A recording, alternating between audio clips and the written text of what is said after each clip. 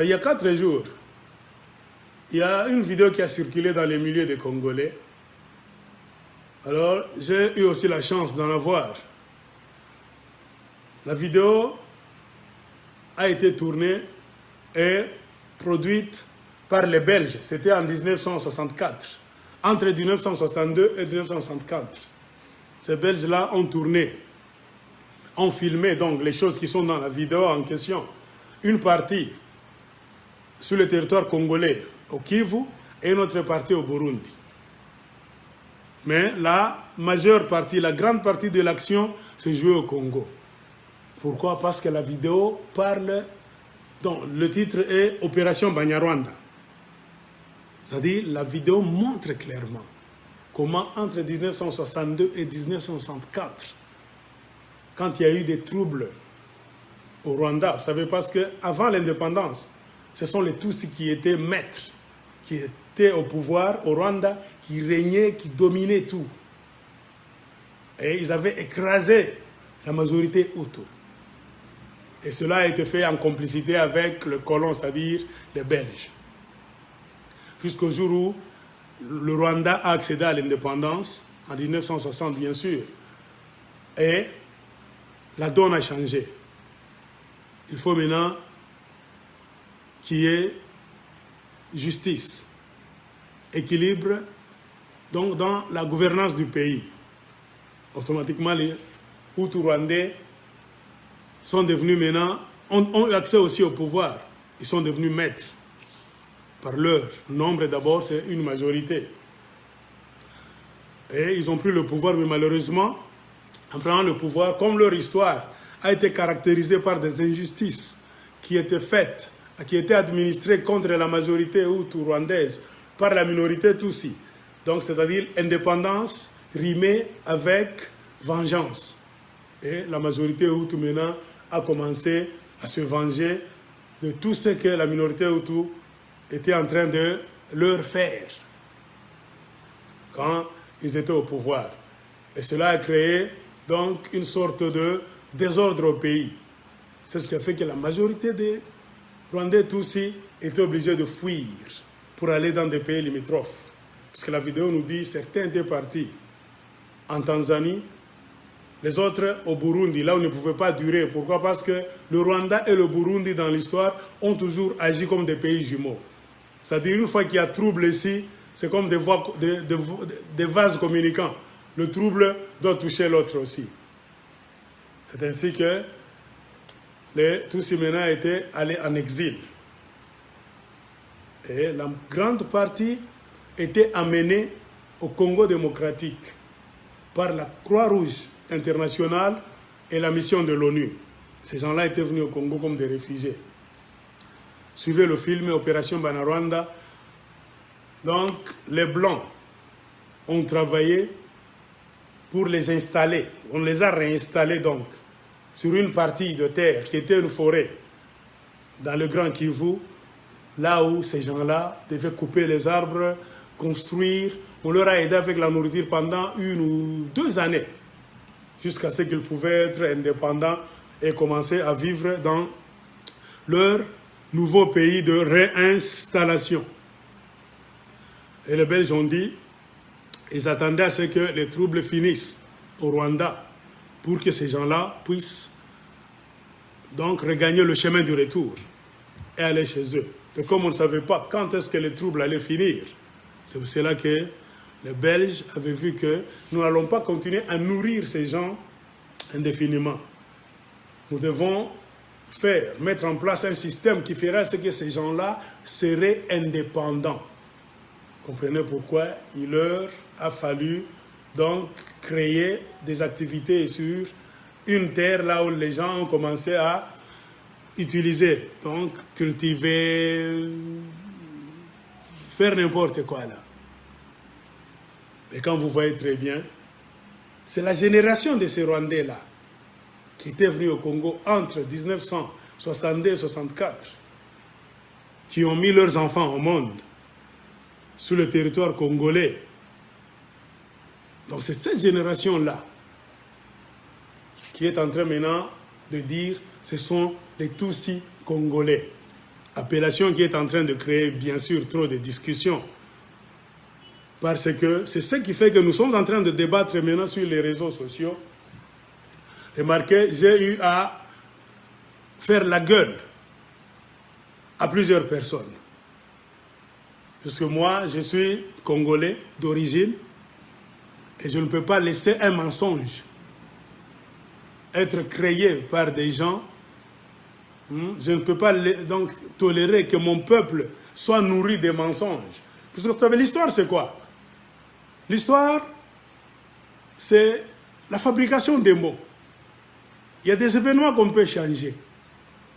Ceux qui sont malins, souples, souvent ceux qui gagnent une guerre, c'est eux qui font l'histoire, qui écrivent l'histoire et qui vont commencer à enseigner aux autres. Si vous ne faites pas attention, à force de trop dormir, de trop négliger, vous verrez que les gens-là vont faire l'histoire. Ils vont créer une histoire qu'ils vont vous imposer. Ils vont vous imposer à connaître, à lire cette histoire, à la reconnaître et à l'accepter. Bien que, quand vous regardez la base de cette histoire, est totalement erronée. C'est-à-dire une fausse histoire. Et les enfants qu'on a mis au monde par les réfugiés rwandais qui étaient entrés au Congo, c'est ces gens qu'on appelle aujourd'hui Banyamulenge. Une appellation que nous ne connaissions pas. Vous n'allez pas nous dire que nous n'étions pas au Congo. Nous sommes des Congolais, c'est-à-dire nous étions endormis, nous ne savions pas ce qui s'est passé au Congo, mais à un moment donné, nous sommes réveillés le matin et on nous a dit qu'il y a une nouvelle tribu au Congo, des gens qui s'appellent Banyamulenge. Non, cette histoire des gens qui s'appellent Banyamulenge, ça n'a jamais existé de notre vivant au Congo. C'est une histoire qu'on a créée quand il y a eu invasion du Congo en 1988, en 1998, dans la deuxième guerre du Congo, par le Rwanda de Kagame. Pourquoi? Parce que cette invasion du Congo cache beaucoup de choses. C'est-à-dire, nous étions dans notre pays en train de vivre. Mais pendant ce temps-là, les gens, les voisins aussi chez eux, qui étaient au pays, même les autres qui étaient réfugiés, qui n'étaient pas au Rwanda, avaient sur leur calcul. C'est-à-dire, ils étaient en train de déviser, de penser à ce qu'ils allaient faire. Donc le lendemain, dans le futur. Et comment allions-nous le savoir? Il a fallu qu'il y ait des incidents au Congo. Tout a commencé avec la soi-disant libération du Congo. Nous, on croyait que véritablement c'est la libération, parce qu'on était sous le joug du maréchal Mobutu. Il fallait qu'il parte quand même. Oui, et ceux qui sont venus le faire partir, nous, on croyait que c'est comme ça, ce qu'on est en train de nous chanter aujourd'hui par l'Union africaine. Donc l'amitié des Africains, le panafricanisme, les Africains peuvent s'entraider, tout ça. Mais ceux qui sont venus chez nous ne sont pas venus avec l'idée d'aider les Congolais. Ce sont des gens qui ont mis, donc, en face, qui ont montré bon visage aux Congolais, mais l'intérieur, le fort intérieur de leur cœur, ne ressemblait pas à ce qu'ils disaient, à ce qu'ils nous montraient. Leur mission, c'était donc de prendre le Congo et les Congolais en otage, de voler les richesses du Congo, de nous prendre en otage pendant longtemps et même de nous arracher un grand morceau du pays. Et pour cela, il fallait avoir des stratégies, mettre des stratégies en place. Et parmi des stratégies qu'il fallait mettre en place, c'est ce que nous sommes en train de voir aujourd'hui. On a créé une tribu au Congo, c'est-à-dire les Banyamulenge. Un Congolais qui se réveille le matin comme ça, vous avez une nouvelle tribu qu'on appelle les Banyamulenge. On les jette là, et les gens sont en train même de crier, de chanter partout, de se lamenter que ce sont des Congolais, advienne que pourra, eux sont des Congolais, ils entendent rester Congolais aujourd'hui et même demain. Ça, c'est une folie. On y reviendra. Mais si nous voulons voir donc, les dessous de cette histoire, il y a quoi au juste, mes chers amis? Est-ce que les Congolais, nous sommes un peuple de mauvaise volonté? Non. Regardez la cohabitation entre nous, peuple congolais, et les peuples qui résident dans les 9 pays qui nous entourent. notre cohabitation, en plus grande partie, a été une cohabitation pacifique. Nous ne sommes pas des envahisseurs, nous ne sommes pas des gens qui planifions, ou bien qui ont planifié d'aller entrer chez des gens, leur arracher leur pays, donc créer des histoires là-bas, changer donc la démarcation des frontières de ces gens-là, non. Alors pourquoi il y a des gens qui veulent le faire chez nous? La réponse est très simple, il y a un grand complot.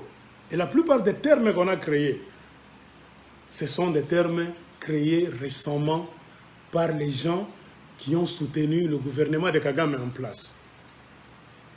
On peut nous dire que nous, les Congolais, nous ne savons pas l'histoire de notre pays. Remarquez, j'ai dit à mes détracteurs sur Facebook, allez même en Belgique, cherchez dans les musées, parce que les Belges, les colons, ils ont les archives. Allez chez les Belges, cherchez dans leurs musées. Si vous allez trouver, parce qu'il y a un musée en Belgique, là où il y a des livres, des carnets, là où on a mentionné clairement noir sur blanc toutes les tribus et les langues de la République démocratique du Congo que les Belges ont rencontrées. Donc les tribus que les Belges ont vues quand ils sont venus sur le territoire qu'ils ont appelé plus tard le Congo belge. Vous allez fouiller. On ne le dit pas parce qu'on vous déteste, non. C'est ça la vérité. Il n'y a aucune tribu qu'on appelle Banyamulenge. Il n'y a aucune tribu qu'on appelle Tutsi Congolais. Les Belges n'ont jamais mentionné au Congo. Il y a une tribu qu'on appelle Tutsi. Non. Par contre, les Tutsis sont au Rwanda et au Burundi. Parce que chez nous, d'abord, une tribu, le nom de la tribu s'apparente au nom de la langue. Quand on te dit chez nous que tu es Lunda, Karunda, c'est-à-dire ta tribu c'est Karunda, tu parles le Lunda.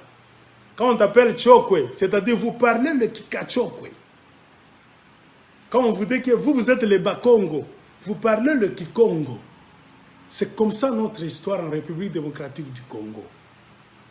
Le nom d'une tribu est apparenté au nom de la langue parlée par la tribu en question. Et vous verrez qu'il n'y a jamais eu une tribu au Congo qu'on appelle les Tutsis qui parle les Kitutsi au Congo. Ça n'a jamais eu lieu. C'est rigolo. Il n'y a jamais eu une tribu qu'on appelle les Banyamulenge qui parle les Kinyamulenge. Non, ça n'existe pas. Ce sont des histoires fomentées par les gens qui ont eu un plan, il y a 20 ans, de venir agresser le Congo, occuper le territoire congolais, balkaniser le Congo, piller les richesses du Congo, tuer les Congolais, déplacer. C'est pour cela que vous allez comprendre, il y a un grand déplacement du peuple congolais, spécialement dans l'est du Congo. On veut déplacer le peuple par la terreur des tueries, pour que le Congolais puisse laisser des terres, des provinces entières là-bas, des localités entières, afin que ces gens-là puissent venir les habiter. Et effectivement, ils ont réussi à prendre possession de beaucoup de terres. Et c'est de notre devoir, dès que le Congo va retourner, va retrouver donc sa paix, ce que nous voulons, nous allons faire de tout notre mieux pour récupérer toutes ces terres-là. Nous n'avons pas envie d'entrer, je ne sais pas, au Rwanda, Burundi, Tanzanie, pour faire quoi? Nous ne sommes pas comme ces gens-là. Vous vivez chez vous, mais vous avez seulement l'intention d'attaquer les gens, d'aller voler chez les autres. Nous ne sommes pas comme ça. Nous avons un grand pays à dimension continentale et nous aimons notre pays. Et nous voulons rester chez nous. Si moi, Mac, aujourd'hui, je vais en Tanzanie, ma tribu c'est Lunda, Karunda. On ne va pas me dire que je deviens Karunda tanzanien. Jamais de la vie. Car en Tanzanie, il n'y a jamais eu de tribu qu'on appelle Lunda. Jamais de la vie. C'est bizarre. Alors quand vous venez chez nous, vous voulez nous imposer donc une nouvelle diction. Donc vous créez un vocabulaire, vous voulez nous faire accepter qu'il y a des Tutsis congolais. C'est bien de créer des dictions, de créer des mots, des expressions. Mais sachez qu'on ne peut pas accepter n'importe quoi. Nous ne sommes pas des idiots. Car à force d'accepter n'importe quoi, nous allons porter préjudice sur notre histoire, l'histoire de notre pays. Au Congo, il n'y a jamais eu une tribu qu'on appelle les Batoussi. Les gens qui parlent Kitousi, jamais de la vie. Allez dans les musées des Belges. Si nous, les Congolais, nous parlons, peut-être vous nous détestez. Vous pouvez nous insulter, car c'est votre habitude. Tout ça. Allez chez les maîtres colonisateurs, les Belges. Hein? Il y a un grand musée à Bruxelles. Allez regarder dans les archives. Si vous allez trouver une tribu qu'on appelle les Tutsis du Congo, jamais de la vie.